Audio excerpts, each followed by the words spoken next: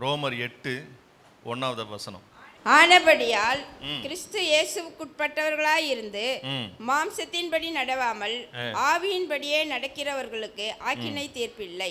ஆமா, ஆக்கினை தீர்ப்பு இல்லை. கிறிஸ்து இயேசுவுக்குட்பட்டவர்களாய் இருந்து, இயேசுவுக்கு உட்பட்டவர்களாய் இருந்து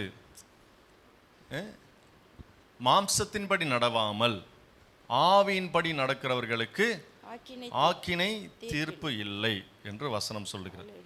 அப்போ வசனம் நமக்கு சொல்லி கொடுக்கிற ஒரு வார்த்தை என்னன்னா, ஆவிக்கேற்றபடி நாம் நடந்து கொள்ள வேண்டும்.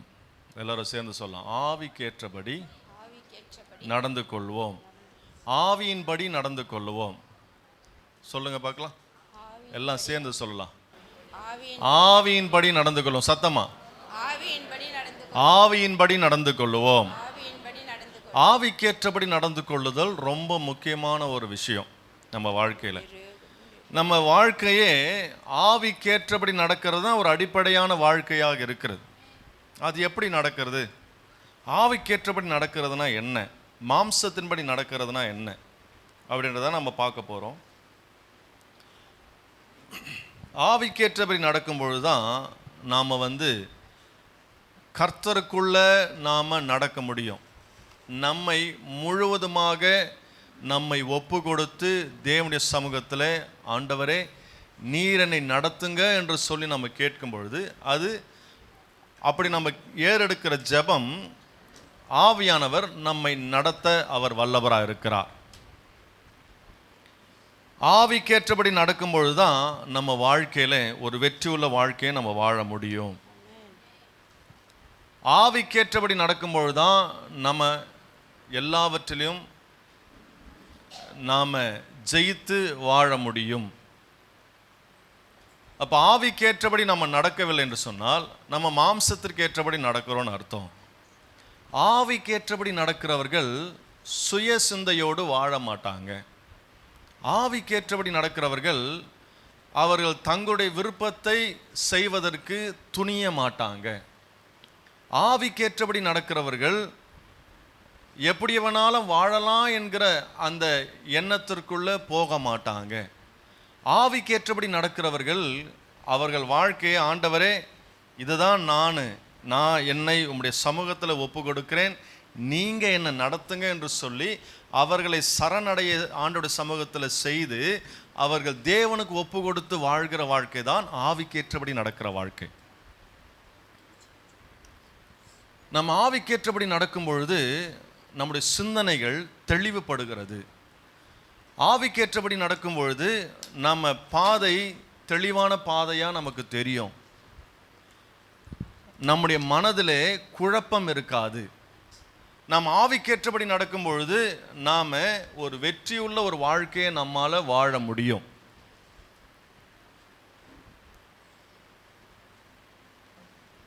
நல்லது எது கெட்டது எதுன்னு எப்போ உனக்கு தெரிய ஆரம்பிக்கும்னா, நீங்கள் ஆவிக்கேற்றபடி நடக்கும் பொழுதுதான் இது சரி இது தவறு என்று புரிந்து கொள்ளுகிற அந்த புரிதல் உங்களுக்கு உண்டாகும். ஆவிக்குள்ளாக நாம் நடக்கும் பொழுது நாம் சரியான தீர்மானத்தை எடுக்க ஆவியானவர் உங்களுக்கு உதவி செய்வார். தீர்மானத்திலே குழப்பம் இருக்காது. நாம் செய்கிற வேலையிலே பதட்டம் இருக்காது. ஆவிக்குள்ளாக இருக்கிறவர்களுக்கு பயம் இருக்காது. ஆவிக்கேற்றபடி நடக்கிறவர்களுக்கு அவர் எல்லாவற்றையும் எனக்கு பார்த்து கொள்ளுவார் என்கிற ஒரு தைரியம், அசாத்திய நம்பிக்கை உங்களுக்கு வரும். அது எப்போ நடக்கும்னா, கிறிஸ்து இயேசுவுக்குள்ளாக நாம் நடக்கும் பொழுது. அப்படின்னா என்ன அர்த்தம்? அப்போ நாம் ஆவிக்கேற்றபடி நடக்கிறனா இல்லை மாம்சத்தில் நடக்கிறனா என்கிற ஒரு கேள்வி உங்களுக்கு வரலாம். மாம்சத்திலையும் நடந்துக்கிட்டு ஆவியிலையும் நடக்கிறவங்க ஒரு தெளிவான ஒரு வாழ்க்கை நம்மளால் வாழ முடியாது.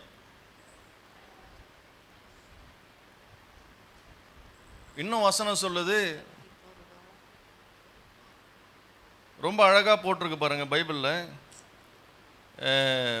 ஆவிக்கேற்றபடி நடக்கிறவர்கள் நியாயப்பிரமாணத்தின்படி நடக்க மாட்டாங்கன்னு போட்டிருக்கு. அப்போ ஆவிக்கேற்றபடி நடக்க தெரியாதவங்களுக்கு நியாயப்பிரமாணம் தேவை அப்படின்னு போட்டிருக்கு. ஏன்னா நியாயப்பிரமாணம் தான் ஒரு ஆளை என்ன பண்ணுது, என்ன பண்ணும், கண்ட்ரோல் பண்ணும்.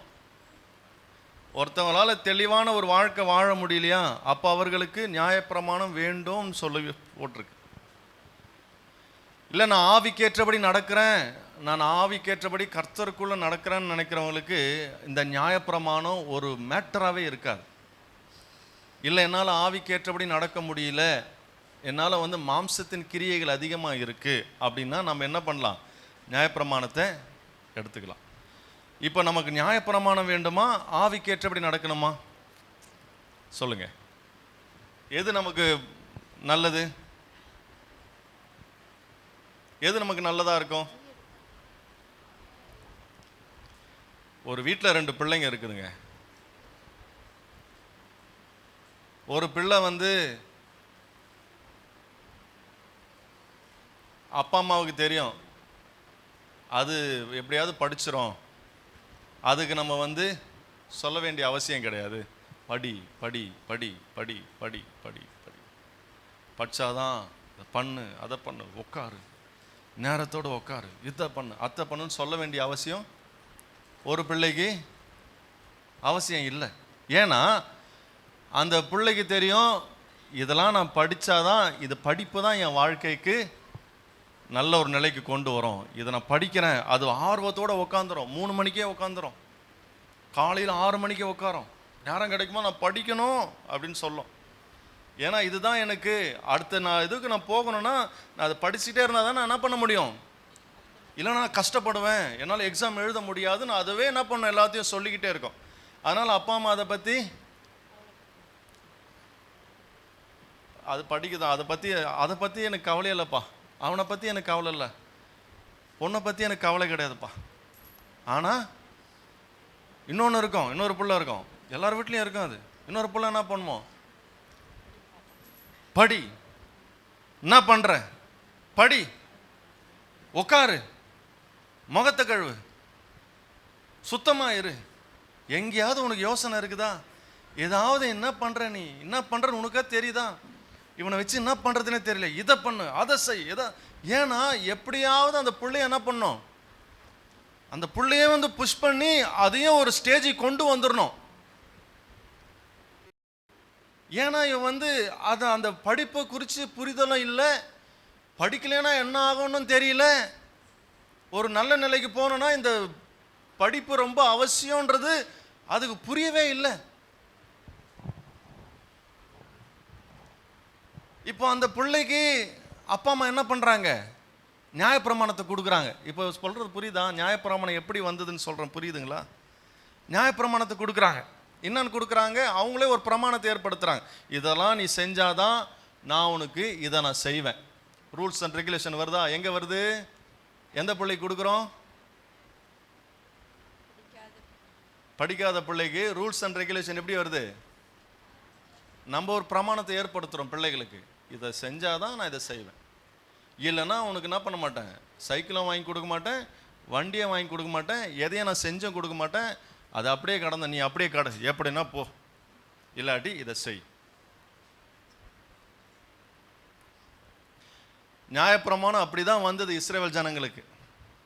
இஸ்ரவேல் ஜனங்களுக்கு எப்படி நியாயப்பிரமாணம் வந்ததுன்னா, அவங்க எகிப்திலேருந்து வரும்பொழுது அவங்களும் வாழ்க்கை எப்படி வாழறதுன்னு தெரில, எப்படி தான் நாங்கள் பிடிச்சிக்கின்னு போகிறதுன்னு தெரியல அவங்களுக்கு. சரியா? இப்போது நல்லா படிக்கிற பிள்ளைங்களை விட்டுருவோம், அதை பற்றி நம்மளுக்கு கவலை கிடையாது.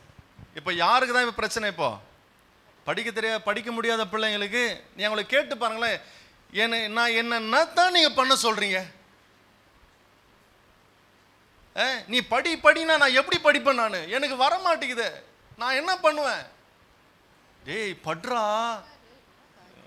அதனால தான் என்ன ஆகுது, பிள்ளைங்களுக்கு உடனே அப்படியே தலை சொரிஞ்சுன்னு வெளியே போவாங்க. நேற்றெல்லாம் ராய்கிட்ட போராடின்னு இருந்தேன், டேய் சும்மா பால் எடுத்துக்கின்னு தெருவில் போயின்னு இருக்கிற, ஒழுங்காக படி. சரிப்பா, அப்படியே முறைச்சேன்னா போதும், அது நிற்பான், என்னடா பண்ணுற, எடுத்து பால் அப்படின்ட்டு போவான். சர்ச்சுக்குள்ளே இருக்கும்போது அப்படி சொல்லிட்டு போவான், பார்த்தா அப்போ வெளியே போய் விளையாடின்னு இருப்பான். அவனுக்கு எப்படி வழி காட்டுறதுன்னு அவனுக்கே புரியல. இது ஏன் இதை ஒரு எக்ஸாம்பிளாக சொல்கிறேன்னா, இது எல்லார் வீட்லேயும் நடக்கிறது தான்.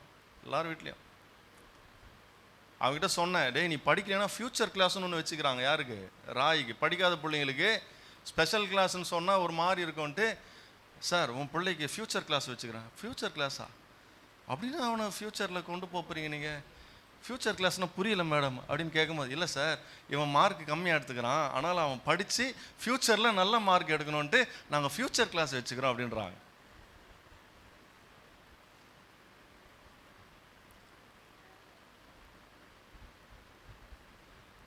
ஏன் இந்த உதாரணத்தை நான் சொல்கிறேன்னா, நிறைய பேருடைய வாழ்க்கையில் நாம் நல்லது செய்யணும்னு நினைக்கிறோம், ஆனால் செய்ய முடியல. நியாயப்பிரமாணம் கொடுத்துக்குது,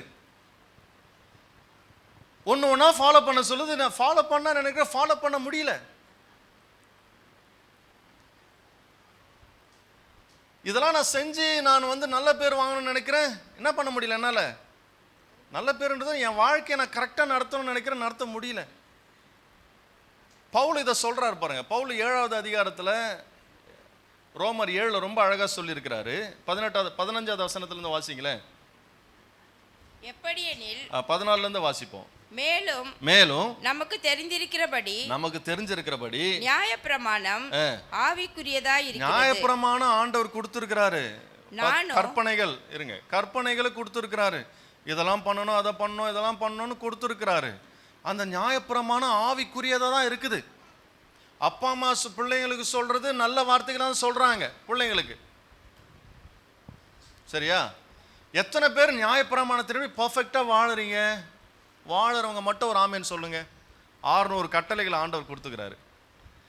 நியாயப்பிரமாணத்தின்படி வாழறவங்க, நான் 600 கற்பனைகள் இருக்குது, நான் அதை ஒன்று விடாமல் ஃபாலோ பண்ணுறேன், ஹல்லேலூயா அப்படின்னு யாருன்னா சொல்ல முடியுமா? பவுல் சொல்றாரு, நியாயப்பிரமாணன்றது ஆவிக்குரிய காரியம்தான், ஆனால் அதை ஒன்று விடாது எப்படி ஃபாலோ பண்ண முடியும்? ஏதாவது 1-2வது இருக்கணும்ல. 1-2வது இதெல்லாம் நான் ஃபாலோ பண்ணுறேன். இதெல்லாம் நீ 100க்கு 99 எடுத்தாலும் ஃபெயிலு தான் பைபிள் படி. பவுல் சொல்றாரு, வாசிங்களேன் 14. மேலும் நமக்கு தெரிந்திருக்கிறபடி நியாயப்பிரமாணம் ஆவிக்குரியதாய் இருக்கிறது. நானோ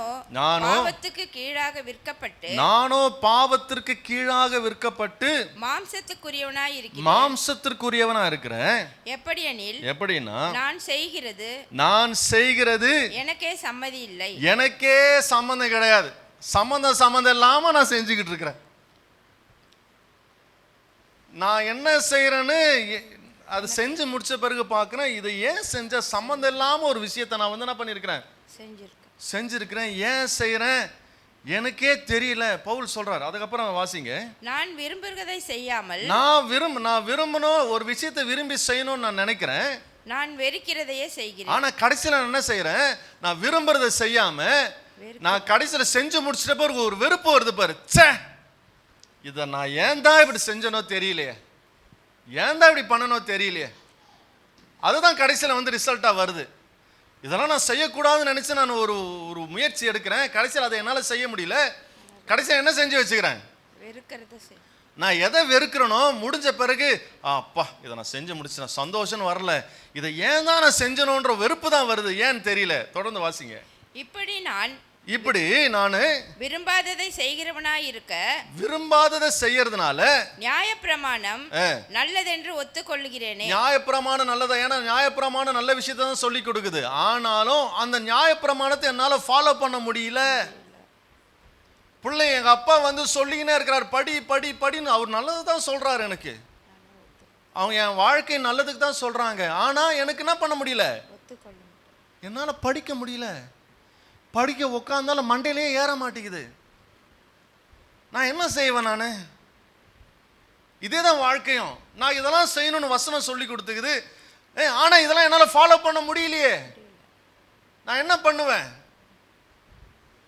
பவுல் சொல்றாரு, இதெல்லாம் நான் செய்யணும்னு சொல்லி இருக்குது, ஆனாலும் என்னால் செய்ய முடியல. நான் எதை விரும்புகிறேனோ அதை செய்ய முடியல. நான் எதை அதிகமாக வெறுக்கிறேனோ செஞ்சு முடிச்ச பிறகு ஒரு வெறுப்பு வருது பாரு. நம்ம ஒரு விஷயத்தை செஞ்சு முடிச்ச பிறகு, பேசி முடிச்ச பிறகு ஒரு வெறுப்பு வருது பாரு, அதை தான் திரும்ப திரும்ப எனக்குள்ள வந்துகிட்டே இருக்கு, ஏன்னு எனக்கே தெரியல. எத்தனை பேர் அந்த மாதிரி நம்ம சொல்லி இருக்கிறோம்?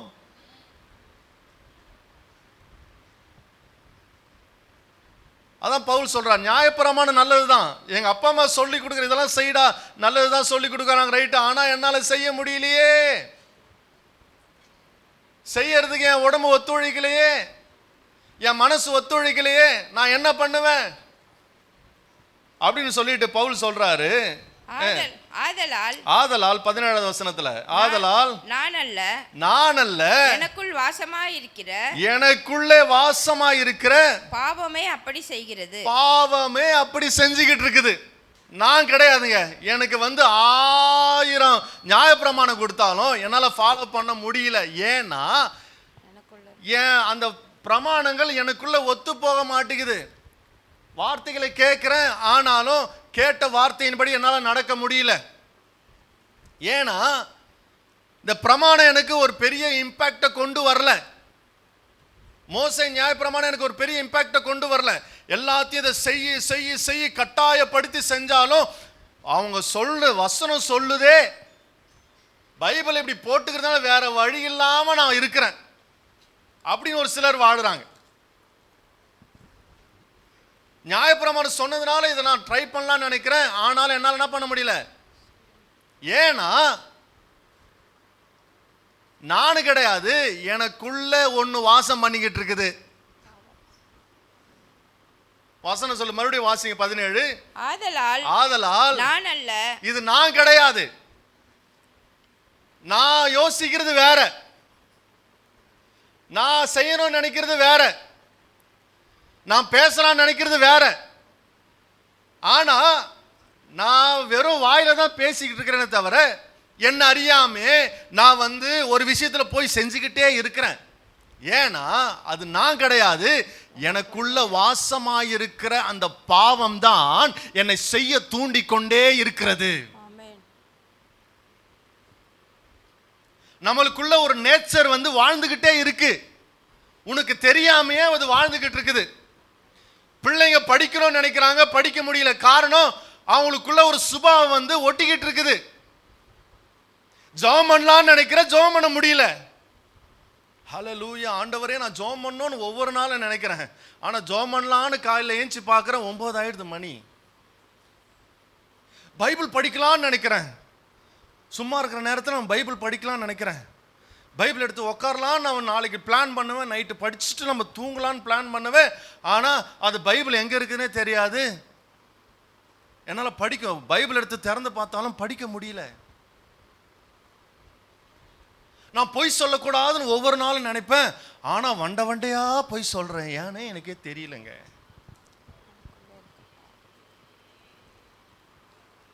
நான் பயப்படக்கூடாதுன்னு நினைக்கிறேன், நான் சொல்றதெல்லாம் மாம்சத்தின் கிரியைகள். நான் எதுக்குமே பயப்படக்கூடாது, கர்த்தர் இருக்கிறான்னு நான் வாய்க்கு சொல்றேன்.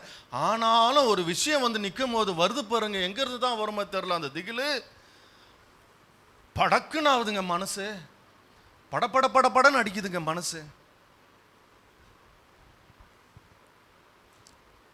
நான் சண்டை போடக்கூடாதுன்னு நினைப்பேன், ஆனா என்னால சண்டை போடாம இருக்கவே முடியல. என்னால சண்டை போடாம இருக்கவே முடியல. கோவப்படக்கூடாதுன்னு நினைக்கிறேன், ஆனா கோவப்பட்டுக்கினே இருக்கிறேன்.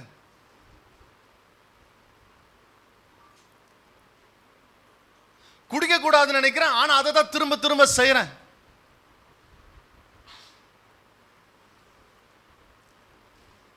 நான் தவறான வழியில நான் போகக்கூடாதுன்னு நினைக்கிறேன், ஆனா என்ன பண்றேன், நானு அதை தான் செஞ்சுக்கிட்டே இருக்கிறேன். எனக்குள்ள இந்த மாதிரி எண்ணங்கள்லாம் வரக்கூடாதுன்னு நான் நினைச்சுக்கிட்டே இருக்கிறேன்.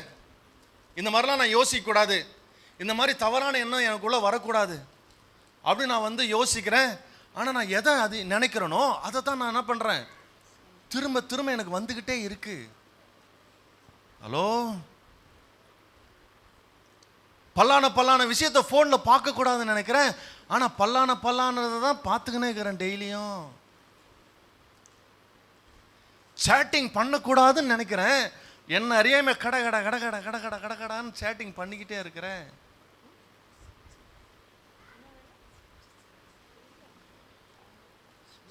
ஃபோன் வச்சிருக்கிறேன், இந்த ஃபோனை வந்து ஒரு பர்பஸ்க்காக யூஸ் பண்ணணும்னு நினைக்கிறேன், ஆனால் என்னால் அதை என்ன பண்ண முடியல.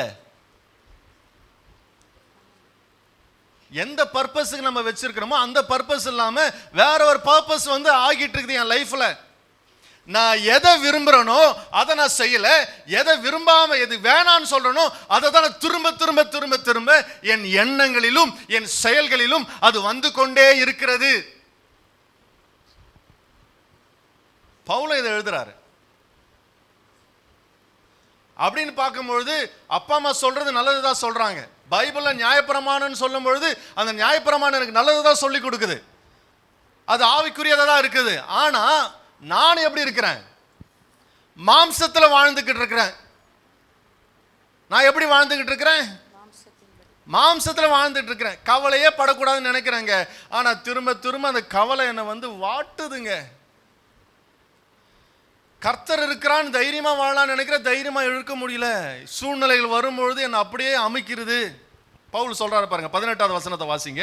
அதேபடி எனில், அது எப்படின்னா, என்னிடத்தில் அதாவது என் மாம்சத்தில் என் மாம்சத்துல நன்மை வாசமாய் இருக்கிறதில்லை என்று, என் மாம்சத்துல நான் நினைக்கிறேன் ஒண்ணு, ஆனா என் உடம்புல நன்மை வாசமா இல்ல. நான் எதெல்லாம் நினைக்கிறேனோ அது எனக்குள்ள இல்ல, நான் வெறும் வாயிலையும் சிந்தனையில தான் இருக்குதே தவிர எனக்குள்ள அது கிடையாது. எத்தனை பேர் நான் சொல்றது புரியுது? சர்ச்சுக்கு வார வாரம் வரலாம்னு நினைக்கிறேன், வர முடியல. நான் நினைக்கிறேன் ஆனா நடக்க மாட்டேங்குது. இதெல்லாம் செய்யணும், நல்லதை செய்யணும்னு நினைக்கிறேன், என்னால செய்ய முடியல. காரணம் அது நான் கிடையாது, எனக்குள்ள ஏதோ ஒரு விஷயம் மாம்சத்தின் கிரியைகள்லாம் பண்ணிக்கிட்டு இருக்குது, ஒட்டிக்கிட்டு இருக்குது. சொல்லுங்க பார்க்கலாம். மாம்சத்தின் கிரியைகள் வாசமா இருக்கு. எல்லாம் சத்தமா சொல்ல. மாம்சத்தின் கிரியை வாசமா இருக்குது. பக்கத்துல பார்த்து கையை கொடுத்து சொல்லுங்க, அது நீ கிடையாது, உள்ள வேற ஒருத்தன் இருக்கிறான், அது நீ கிடையாது. நீ ரொம்ப நல்லவங்க தான், நீ நினைக்கிற பத்தியா, அது எவ்வளோ பெரிய விஷயம். இதெல்லாம் செய்யக்கூடாதுன்னு நினைக்கிறவர் எவ்வளோ பெரிய விஷயம். நான் படிக்கணும்னு தான் நினைக்கிறேன், ஆனால் படிக்க முடியலன்னு சொல்கிற பத்தியா, அதுவே பெரிய விஷயமாச்சே. கவலைப்படாதது நீ கிடையாது, வேற யாரு? உள்ள ஒருத்தன் வாசம் பண்ணினுக்கிறான்.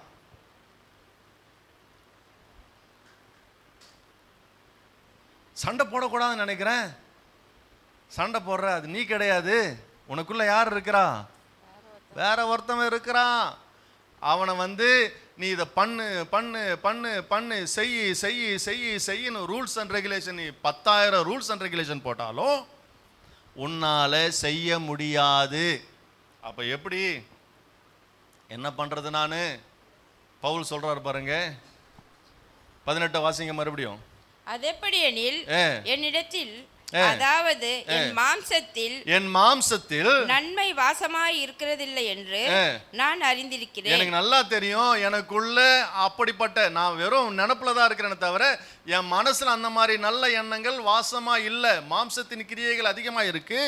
நன்மை செய்ய வேண்டும் என்கிற விருப்பம் என்னிடத்தில் இருக்கிறது.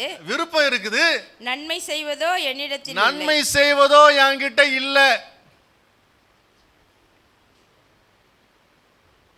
எத்தனை பேர் நீங்க சொல்ல முடியும்? பயப்படக்கூடாதுன்னு நினைக்கிறேன், ஆனா பயந்துக்கினே இருக்கிறேன். அப்படி சொல்றவங்க கையை தூக்குங்க பார்க்கலாம். நல்லது. கவலைப்படக்கூடாதுன்னு நினைக்கிறேன், ஆனா அந்த கவலை திரும்ப திரும்ப வந்துக்கினே இருக்குது. எத்தனை பேர் நீங்க சொல்ல முடியும்? நீங்க நினைக்கிறீங்க ரைட், ஆனா உள்ளுக்குள்ள வேற ஒண்ணு இருக்குதே. நீங்க நல்லவங்க தான், ஆனா உள்ள இந்த சூழ்நிலை வந்து மாறிடும்னு ஆண்டோடைய வசனத்தை நான் வார வாரம் கேட்டு போறேன். ஆனா கேட்டு போன மறு நிமிஷமே வீட்டில் போய் உக்காந்தா வீட்டில் நடக்கிற சண்டை இருக்குது பாரு, ஐயோ ஐயோ ஐயோ ஐயோ, யார்கிட்ட போய் நான் சொல்லுவேன்? அந்த மாதிரி நடந்துனுக்குதே. நான் கேட்கறது ஒன்றா இருக்குது, நான் நினைக்கிறது ஒன்றா இருக்குது, ஆனால் நடக்கிறது ஒன்றா இருக்குது. நான் என்ன பண்ணுவேன்?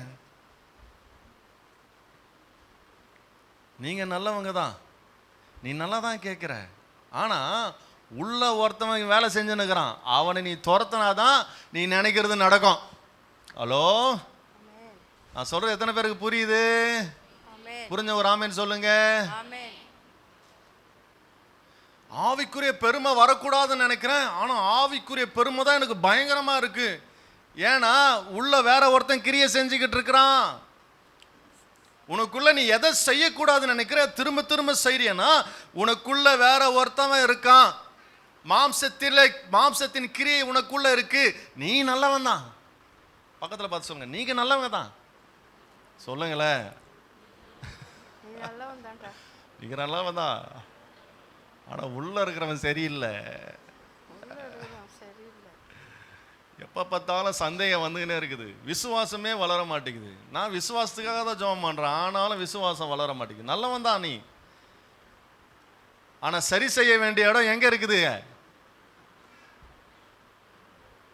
உள்ள சரி செய்ய வேண்டிய விஷயங்கள் நிறைய இருக்குது. அது எவ்வளோ நீ கட்டாயப்படுத்தி இதை செய்யணும்னு நினைச்சாலும் உன்னால் செய்ய முடியாத அளவுக்கு அது என்ன பண்ணும், போராடிக்கிட்டே இருக்கு. மாம்சம் ஆவிக்கு விரோதமாகவும் ஆவி மாம்சத்திற்கு விரோதமாகவும் என்ன செய்யுதுங்க, போராடினே இருக்குது. அப்ப அதை அகற்றணும்னா ஒரே வழி, ஆவிக்கேற்றபடி நடக்கிறவன் தான் அதை ஜெயிக்க முடியும். இப்ப புரியுதா நான் எதுக்காக ஆவிக்கேற்றபடி நடக்கணும்னு சொல்றேன்? ஆவிக்கேற்றபடி நடக்கிறவர்களால தான் பவுல் சொல்றாரு, நான் இதுக்காக நான் போராடிக்கிட்டு இருக்கிறேங்க. எதை விரும்புகிறேனோ அதை செய்யறது கிடையாது, எதை வெறுக்கிறேனோ அதை திரும்ப திரும்ப செய்கிறேன். ஏன்னா நான் நிர்பந்தமான மனுஷனா, இதுல இருந்து என்னை விடுதலையாக்குவது யாரால முடியும்? பவுல் கேட்கிறாரு. 24வது வசனத்தை வாசிங்க. வசனம் 24 வாசிக்கல. நிர்பந்தமான மனுஷன் நான், இந்த மரண சரீரத்திலிருந்து யார் என்னை விடுதலையாக்க முடியும்? ஆங்கிலத்தில் போட்டிருக்கு, ஓ wretched man that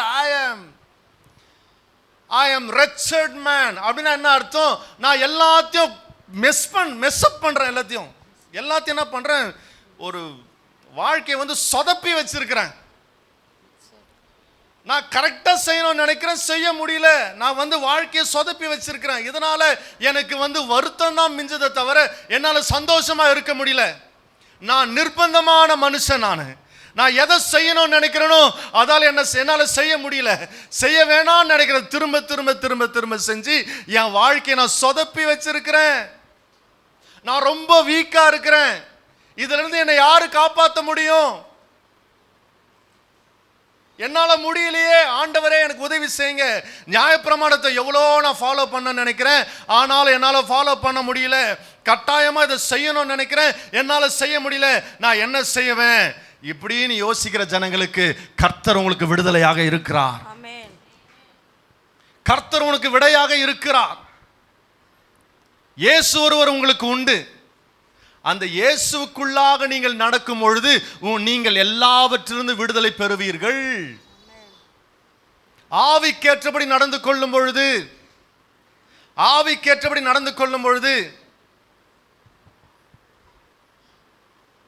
ஆவிக்கேற்றபடி நடக்கலைன்னா வெளியே ஒரு வாழ்க்கை, உள்ள ஒரு வாழ்க்கை வாழ்ந்துகிட்டு இருப்போம். ஹலோ, அது சொல்றது எத்தனை பேருக்கு புரியுது? நிறைய பேர் நம்ம இப்படிதான் வாழ்ந்துகிட்டு இருக்கிறோம். உள்ளுக்குள்ள வேற ஒரு மனுஷன் இருக்கிறான். வெளியே பார்க்கும் பொழுது டிப்டாப்பா ஒயிட் ட்ரெஸ் போட்டுக்கிட்டு நல்லா ஜீன்ஸ் போட்டு நிக்கிறேன். ஆனா உள்ள வேற ஒருத்தவன் இருக்கிறான். வெளியே இருக்கிறவன் டிப்டாப்பா இருக்கிறான், உள்ள இருக்கிறவன் சரியில்லை. இதுக்கு ரெண்டு பேருக்கு நடுவுல ஒரு கரும் மேகம் போல ஒரு காரியம் மூடிக்கொண்டிருக்கிறது. அது எனக்கே தெரியல. நான் என்ன செய்யறேன்னு எனக்கே தெரியல. நான் என்ன பண்ண போறேன்னு எனக்கே தெரியல. ஏன்னா வெளியே இருக்கிறவனுக்கும் உள்ள இருக்கிறவனுக்கும் ஒருத்தர் இருக்கிறான். ஒன்னு இருக்கு, அது என்னன்னா கரும் மேகம். கருப்பா ஒரு மேகம் என்ன பண்ணிட்டு இருக்குது, அடர்த்தியா மூடிக்கிட்டு இருக்குது. வெளியே இருக்கிறவனால அந்த உள்ள இருக்கிற சம்பவங்களை பார்க்க கூட முடியல. உன்னாலேயே பார்க்க முடியும்னா வேற யாரு பார்க்க முடியும்? நான் சொல்றது எத்தனை பேருக்கு புரியுது? நிறைய பேருடைய வாழ்க்கையில வெளியே ஒரு வாழ்க்கையும் உள்ளே ஒரு வாழ்க்கையும் வாழ்ந்து கொண்டிருக்கிறோம். ஆனா அதுக்கு நடுவுல ஒரு பெரிய அடர்த்தியான ஒரு கருமேகம் மூடிக்கொண்டிருக்கிறது. அந்த கருமேகம் வெளியே போனால்தான், அந்த கருமேகம் உன்னை விட்டு விலகினால்தான் உன்னால உள்ள இருக்கிறவனை பார்க்க முடியும். ஹலோ, நான் சொல்றது எத்தனை பேருக்கு புரியுது? நான் எப்படி செஞ்சேன் எனக்கே தெரியல. காரணம், உள்ள இருக்கிறவனை உன்னால பார்க்க முடியல. நீ யாரு உனக்கே தெரியலையே. தெரிஞ்சாதானே நீ நல்லா வாழ முடியும். நீ வெளியே பார்த்தா டிப்டாப்பா இருக்கிற, வெளியே பார்த்தா பர்ஃபெக்டா இருக்கிற மாதிரி இருக்கு. ஆனா அது கிடையாது. நீ உள்ள இருக்கிறவன் தான் நீ. ஏன் வாழ்க்கையில குழப்பம் சொதப்புது வாழ்க்கை? ஏன் தெளிவான ஒரு வாழ்க்கையை நம்மளால வாழ முடியல?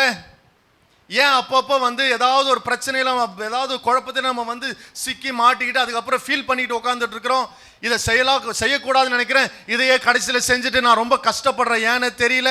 ஏன் இதெல்லாம் நடக்குது? ஏன்னா உள்ளுக்குள்ள இருக்கிறவனை உன்னால பார்க்க முடியல. வெளியே இருக்கிறவன் நீ கிடையாது, உள்ள இருக்கிறவன் தான் நீ. அந்த நீயை நீ பார்க்க ஆரம்பிச்சிட்டியன்னா உன் வாழ்க்கை தெளிவாக மாறிவிடும். அந்த நீயை பார்க்கணும்னா, உன்னை நீ பார்க்கணும்னா, உனக்கு ரெண்டு பேருக்கு இடையே வெளியே ஒரு பர்சனாலிட்டி, உள்ள ஒரு பர்சனாலிட்டி இருக்கு பத்தியா? அதுக்கு நடுவில் ஒரு கருமேகம் போல ஒரு மேகம் அடர்த்தியா அந்த அடைஞ்சிருக்கு. அந்த மேகத்தை என்ன பண்ணும்? ஆவியானவர் தான் விளக்குவார். அந்த ஆவியானவருக்கு நீ இடம் கொடுக்க, ஆண்டவரே என்னையே என்னால புரிஞ்சு கொள்ள முடியல. எத்தனை பேர் நம்ம அதை சொல்லி கேட்டிருக்கிறோம்? எத்தனை பேர் நம்ம சொல்லி இருக்கிறோம்? என்னையே என்னால புரிஞ்சிக்க முடியல. காரணம், எனக்கே தெரியல. சம்பந்தம் இல்லாத நான் பண்ணிக்கிட்டு இருக்கிறேன், சம்பந்தம் இல்லாத நான் பேசிக்கிட்டு இருக்கிறேன், சம்பந்தம் இல்லாத ஆக்டிவிட்டீஸ்ல நான் இருக்கிறேன், சம்பந்தம் இல்லாத காரியத்தை நான் செஞ்சுக்கிட்டு இருக்கிறேன். எனக்கே தெரியல. காரணம், உன்னை நீ பார்க்க முடியல. உன்னை நீ பார்க்க வேண்டும் என்று சொன்னால் எந்த ஒரு மனுஷன் ஆவியானவருக்கு இடம் கொடுத்து, ஆவியானவரே என்னை முற்றிலுமாக நான் ஒப்பு கொடுக்கிறேன், நீங்க வாங்க என் இருதயத்துல, ஆவியானவரே நீங்க கிரியை செய்யுங்க, என்னால முடியாது, நான் எவ்வளோ முயற்சி செஞ்சுட்டேன், நான் எவ்வளோ ஃபாலோ பண்ண ட்ரை பண்ணேன், இதெல்லாம் செய்யணும் ட்ரை பண்ணேன், நியாயப்பிரமாணத்தை ஃபாலோ பண்ணி பார்த்த முடியல, என்னால முடியாது. கடைசியில் யாரு முற்றிலுமாக அவர்களை சரணடைய செய்கிறார்களோ தேவனுடைய சமூகத்தில், அவர்கள் தேவனாலே நடத்தப்படுகிறவர்களாக இருப்பார்கள். அவர்கள் உள்ளான மனுஷனை சரி செய்வதற்கு ஆவியானவர் உதவி செய்ய அவர் போதுமானவராக இருக்கிறார். நான் சொல்றது எத்தனை பேருக்கு புரியுதுங்க? நாம் யார் எந்தெந்த விஷயத்துல நாம் இப்படிப்பட்ட வார்த்தைகளை பேசி கொண்டிருக்கிறோம் என்றதை நல்லா கவனிச்சுக்கோங்க. இன்னைக்கு ஆவியானவர் உங்களோடு கிரியை செஞ்சுக்கிட்டு இருக்கிறாரு. ஆவியானவர் பேசுறாரு.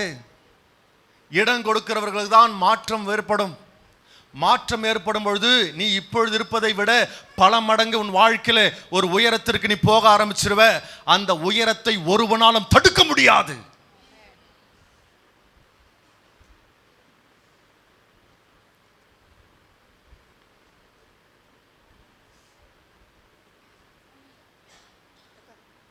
அவன் செய்வதெல்லாம் வாய்க்கும்.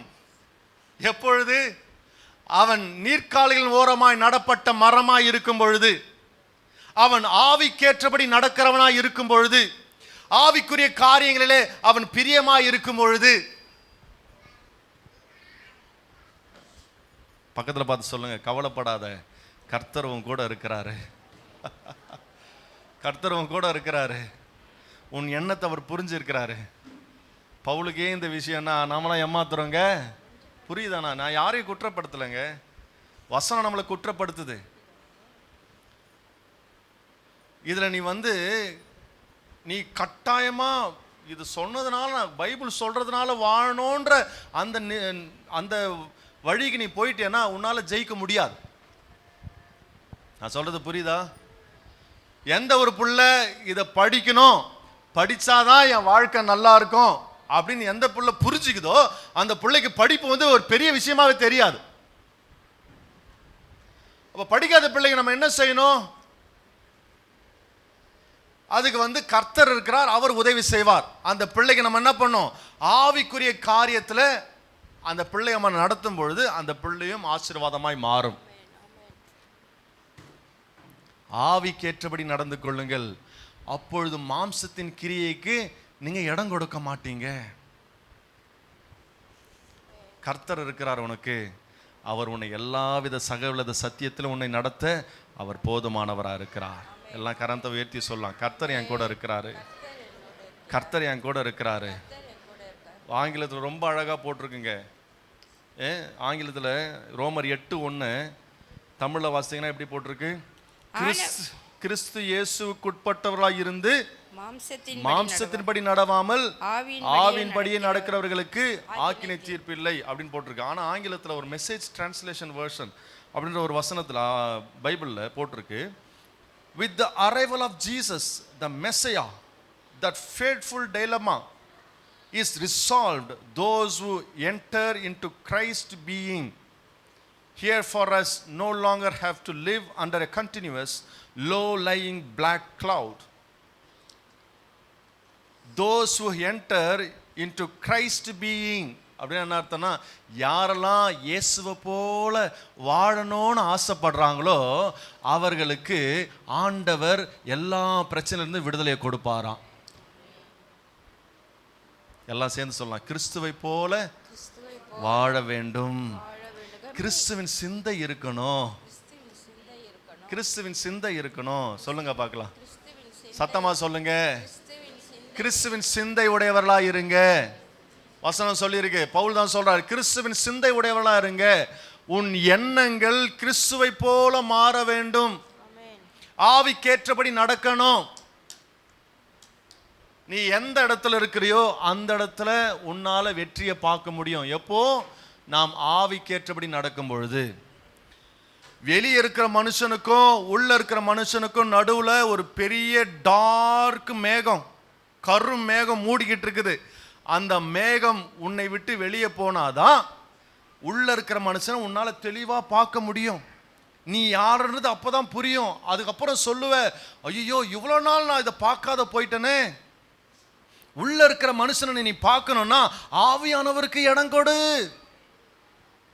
ஆண்டவர்கிட்ட கேளு, ஆண்டவரே என்னை முற்றிலுமாக நான் சரணடைகிறேன், என்னை நான் ஒப்பு கொடுக்கிறேன், என் பலத்தினால நான் வாழ முடியாது, எவ்வளோ முயற்சி செஞ்சுட்டேன் முடியல, நீங்க என்னை நடத்துங்க ஆண்டவரே, உங்களுடைய சத்தத்துக்கு நான் வந்து இடம் கொடுக்கிறேன். எத்தனை பேர் நீங்க சொல்ல முடியும்? சொல்லுகிற ஒரு வாழ்க்கையில வெற்றியை பார்ப்பீங்க. கரங்களை தட்டி கர்த்தரை மகிமைப்படுத்துவோம். இரண்டாவது, இப்படிப்பட்ட ஆவிக்கேற்றபடி நீ நடக்க வேண்டும் என்று சொன்னால் தேவனுடைய சத்தத்திற்கு நீ வந்து ரொம்ப அவேர்னஸா இருக்கணும், சென்சிட்டிவா இருக்கணும். You have to be very sensitive to listen to the word of God. The person who being sensitive to the word of God, they can be successful in their life. யாரெல்லாம் ஆண்டவருடைய வார்த்தைக்கு ரொம்ப தெளிவா இருக்கிறாங்களோ, கேட்கணுன்ற அந்த ஆர்வத்தோடு இருக்கிறாங்களோ, அவர்கள் வாழ்க்கையில கர்த்தருடைய சத்தத்தை கேட்பார்கள். நம்மளை சுத்தி எக்கோ ஆஃப் பண்ணு, என்னது, நம்மளை சுத்தி நிறைய விஷயம் இருக்குதுங்க. நம்மளை சுத்தி நிறைய விஷயம் நடக்குது. நம்ம மண்டையில எக்கச்சக்க விஷயம் ஓடிக்கிட்டு இருக்குது. இதுக்கு நடுவில் ஆண்டோட சத்தத்தை நீ எப்படி கேட்க முடியும்?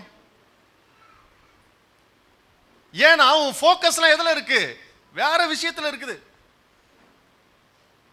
இப்படி அப்படி இது அது குடும்பத்தை குறித்து எல்லாம் நிறைய நம்மளை சுத்தி எக்கச்சக்க மண்டையில எக்கச்சக்க காரியங்கள் ஓடும்பொழுது கர்த்தருடைய சத்தத்தை கேட்க முடியாது. எந்த ஒரு மனுஷனோ மனுஷியோ இது எல்லாத்தையும் ஓரம் கட்டிட்டு தேவனுடைய சமூகத்தில் அமைதியாக ஒரு 15 நிமிஷம், ஆண்டவரே நீங்க பேசுங்க, நான் கேட்குறேன், ஆண்டவரே என் வாழ்க்கையை எப்படி நடத்தணும் எனக்கு சொல்லிக் கொடுங்க, இந்த விஷயம் எனக்கு புரிய மாட்டேங்குது, ஆவியானவரே எனக்கு உதவி செய்யுங்க.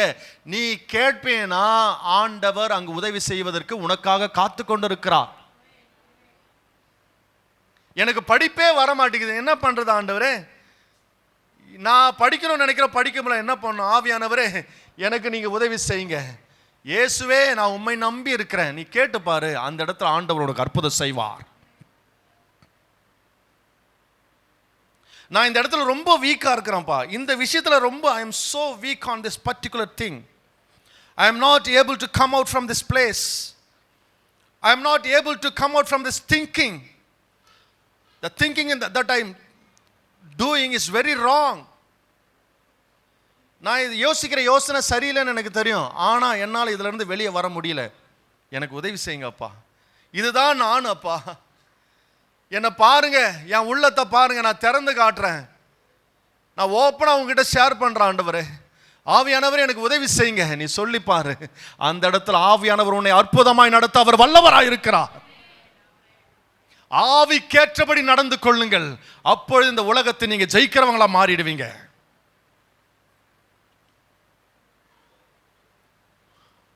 அல்லேலூயா. சிறிய பையன், சின்ன பையன் சாமுவேல் கர்த்தருடைய சத்தத்தை கேட்க ஆரம்பிச்சாரு. ஏலி ஆசாரியன் பல வருஷமா ஊழியம் பண்ணிட்டு இருக்கிறார் ஆலயத்தில். அவருக்கு கர்த்தருடைய சத்தத்தை கேட்கல. ஏன்னா குடும்ப சூழ்நிலை சரியில்லை, பிள்ளைங்க சரியில்லை, குடும்பம் சரியில்லை, அவருடைய ஃபோக்கஸ் எல்லாம் அப்படி திரும்பி போச்சு. ஆனா அந்த சிறிய பையன் கர்த்தருடைய சத்தத்தை கேட்க ஆரம்பிச்ச காரணம், அந்த சாமுவேல் அவருடைய சத்தத்தை கேட்கிறதுக்கு எப்பவுமே ஆயத்தமா காதை திறந்து வச்சிருக்கிறான். அவருடைய கண்களுமான நடக்கைகளும் எல்லாமே கர்த்தருடைய பாதையில அப்படி ரெடியா இருக்கு.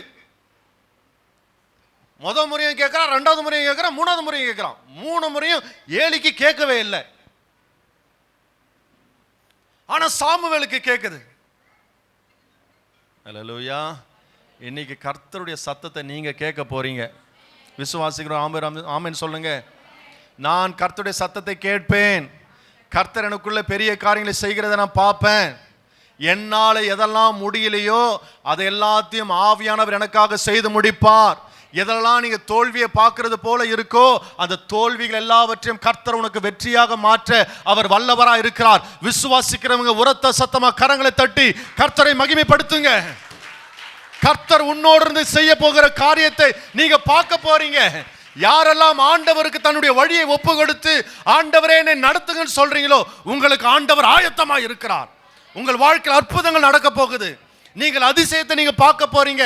மூடி கிடக்கிற எல்லா கதவுகளையும் கர்த்தர் உங்களுக்காக திறந்து கர்த்தர் பெரிய காரியங்களை செய்ய போகிறார். அல்லேலூயா.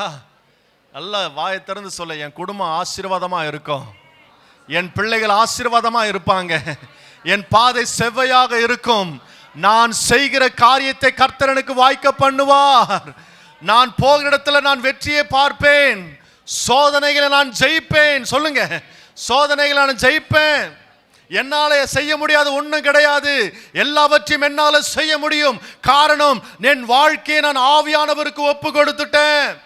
ஆவியானவரை நீங்க நடத்துங்கன்னு சொல்லிட்டேன். ஆவியானவர் என்னை சகலவித சத்தியத்திலும் நடத்தி என்னை ஆசீர்வதிக்க அவர் வல்லவராக இருக்கிறார். எல்லோரும் எழுந்து நின்று கர்த்தரை நோக்கி நாம் பார்ப்போம். ஹல்லேலூயா.